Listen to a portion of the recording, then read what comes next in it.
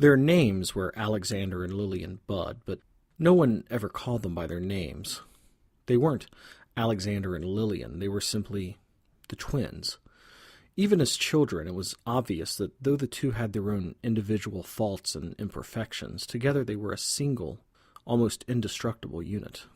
A failing in one was compensated by an exceptional virtue in the other.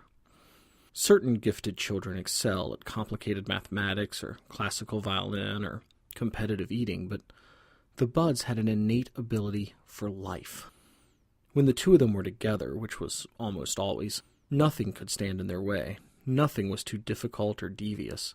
Nothing couldn't be conquered by the sheer force of their indomitable will. Not even high school. Beaumont Academy is the most elite private high school in New Orleans. It was probably founded more than 100 years ago, and I'm sure it has a minuscule teacher-student ratio, and those teachers are probably wise and attentive and better paid than most professors. And Beaumont students almost certainly become well-rounded success stories who thank their beloved Latin teachers when they win Nobel Prizes and National Book Awards and Daytime Emmys. But none of this mattered to the twins. To them, Beaumont Academy was simply another challenge to conquer, another ingenious puzzle to solve. At the beginning of their first year at Beaumont, if the twins were known at all, they were known only as, quote, that overdressed snob with the hot-ass sister. Only one semester later, however, the two of them commanded the underclassmen. Soon, being overdressed and snobby was not only okay, it was something that all the boys wanted to be, and all the girls wanted to be with. You see, the Budds knew that you didn't win by playing the game. You won by controlling the game itself. Alexander Budd had a seductive charm, a quick wit, and a stunning wardrobe. He was the pride of the school, the pinnacle of the student body, and the absolute beating heart of Beaumont Academy. He knew everyone, he was aware of everything that was going on at any given time, and was often the catalyst behind most of it. He had no official title at the school, he participated in no extracurricular activities, but he was responsible in his own way for almost everything that happened there. He made introductions, he granted favors, he played matchmaker. His stunning sister Lillian was quiet and fierce and intelligent and chaste, and looked like a particularly fine specimen of a long-thought-extinct race of ancient beings. Because she looked so different from anyone else at the school, and it was suspected anyone else in the entire world, she almost never caused the sort of resentment and jealousy that other women have towards the gorgeous in commercials for low-fat yogurt and diet soda. Alexander could charm hundreds for an afternoon. Lillian could inspire lifelong loyalty, one person at a time. Together, the twins were, to use the vulgar and simplistic term, quote, the most popular kids in school. But mere popularity was never their aim. It wasn't enough to run Beaumont Academy. They had to recreate it from the ground up. They had to make it proper.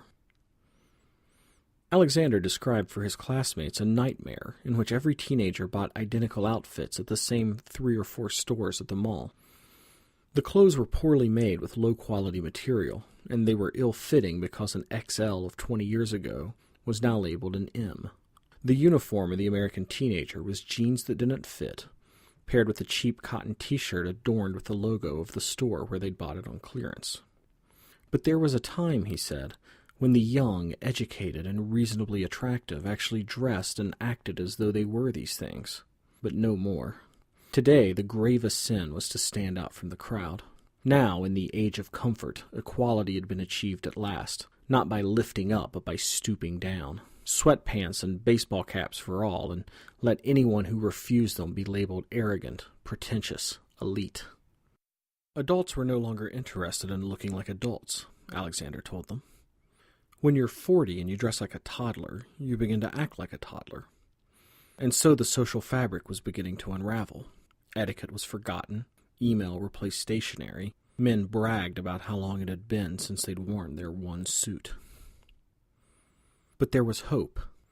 In a world where every day a tailor went out of business, where every wannabe rebel wore the same t-shirt bought at the same store, where advertisers insisted you could only be a true original by buying their mass-market products.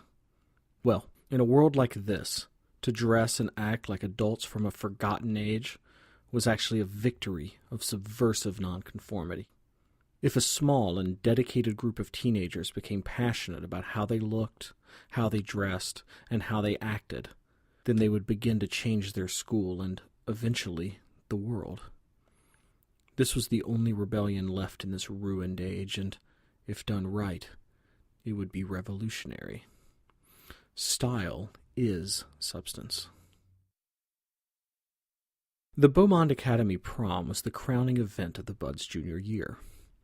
Traditionally held on the night before graduation, the Beaumont prom is more of a formal dance where students attempt the waltz, the tango, and the foxtrot to varying degrees of success and enthusiasm.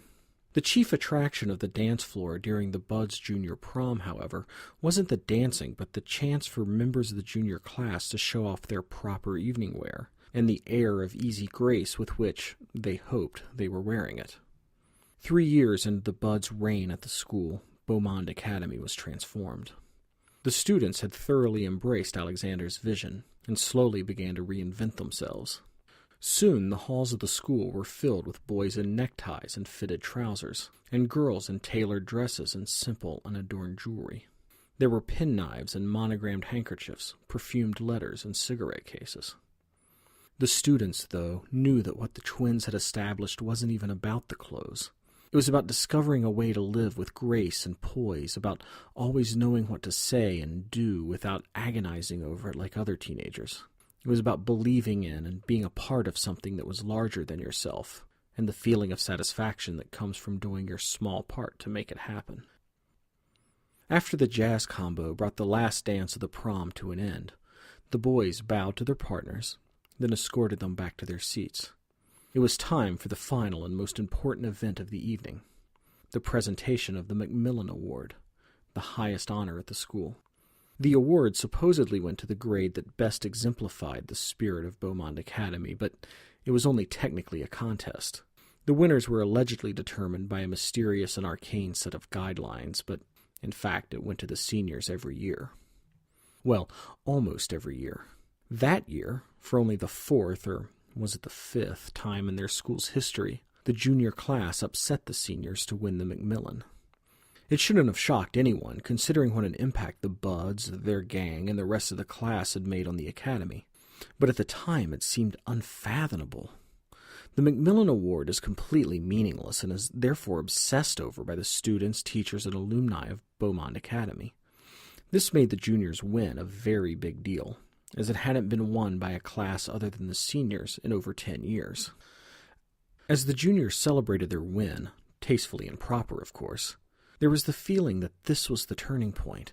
This was the night that everything would change. Junior year was over. Just ahead would be the triumph of senior year. And then the real work would begin. The students would spread out across the country, doing for their colleges and universities what the twins had done for Beaumont. Soon, what had begun as a rebellion would become a revolution, as tens of thousands of proper college graduates spilled out into that vulgar world beyond, ready to rebuild it in their own, more elegant image. It was a ridiculous goal, a laughable one, and no one except the twins ever took it very seriously.